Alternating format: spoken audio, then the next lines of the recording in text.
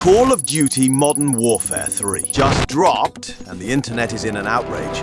Modern Warfare 3. Modern Warfare 3. Do not buy Modern Warfare 20. While the game seems to have improved its multiplayer modes, the story campaign has left much to be desired among the fans. Let's take a deep look into what went wrong here and whether you should spend your money on this iteration of the game. Before we dive into the video, we at Gallant Gacha Gamer make short, concise videos on upcoming games along with guides and reviews for the same. If this is something that piques your interest, make sure to check us out on our socials and smash that subscribe button. Call of Duty. Modern Warfare 3's campaign picks up where last year's Modern Warfare 2 left off. Captain Price's iconic task Force 141 is back in action, and as teased in the final cutscenes of Modern Warfare 2, the new threat is Vladimir Makarov, a major antagonist of the original Modern Warfare franchise. Modern Warfare 3 reunites Price's team with several familiar faces from the rebooted series, including Kate Laswell, Farah Karim, and Alex Keller. General Shepard and Commander Philip Graves of Shadow Company also return,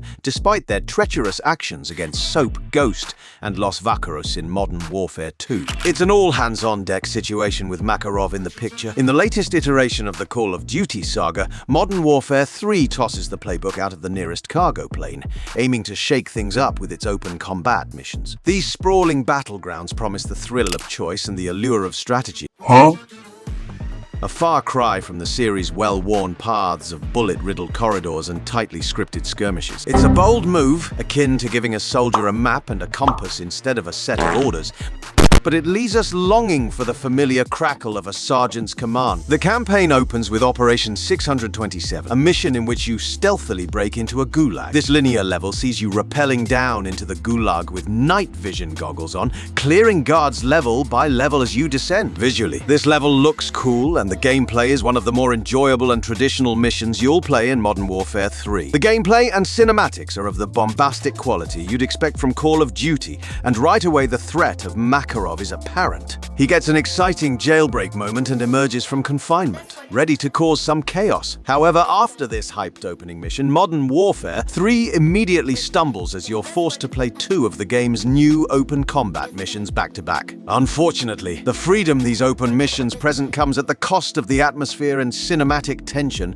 that would be present during a more traditional mission. The detrimental impact of these new mission types is first noticeable after the opening of the second mission, Precious Cargo. The cinematic introduction is an emotionally charged scene with Farah and a close companion that is followed by an open combat mission in which you run around and loot gear as Farah, a process that felt like a very casual match of DMZ or Spec Ops. Farah just witnessed the death of someone important to her, and in the framework of a classic scripted Call of Duty mission, the impact of that scene could have been better expressed. Any real emotion or urgency about the task at hand is still completely lost within the format of an open combat mission. These are criminally all solo character missions too, with communication between team members limited to radio chatter. As a result, there's zero sense of camaraderie as that original Call of Duty pillar of squad mentality, and fighting with your AI teammates is brought crashing down. With three practically identical objectives to be completed in each of these open combat missions, they all end up blending into a rinse and repeat experience with the same gameplay loop over and over,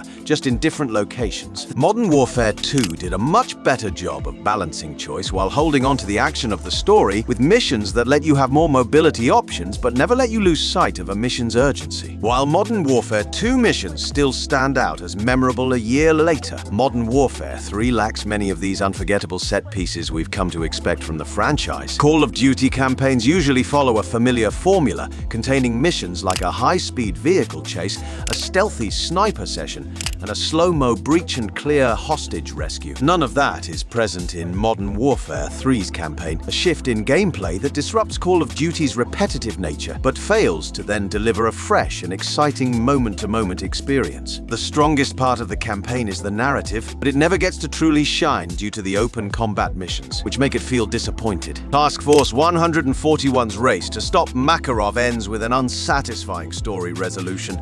All of the early build-up to show the ruthless terror of Makarov fizzles as open combat missions derail any narrative momentum until you eventually hit an abrupt semi-cliffhanger. This campaign sets up a narrative to go beyond the original series, teasing that a fourth Modern Warfare game will likely follow, but the path there is largely forgettable. Graphically, Modern Warfare 3 is a powerhouse. The cutscenes are movie quality, and the attention to detail in the environments is commendable. The gunplay remains as satisfying as ever, with the weight and recoil of each weapon adding to the realism that the series is known for. Yet, these technical achievements are overshadowed by the game's inability to deliver a consistent gameplay experience. So to sum it all up, if you expect to sit down on a Sunday evening and experience the campaign this new iteration of Call of Duty has to offer, you'll most likely feel disappointed. While it's commendable that the studio has tried to incorporate newer forms of gameplay to break the ice in the Call of Duty franchise, this has only resulted in an unpolished mess that takes away all the fun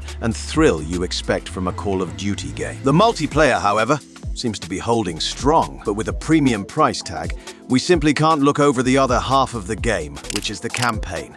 So should you spend your money on Modern Warfare 3? We suggest holding on for now and letting the game fix itself.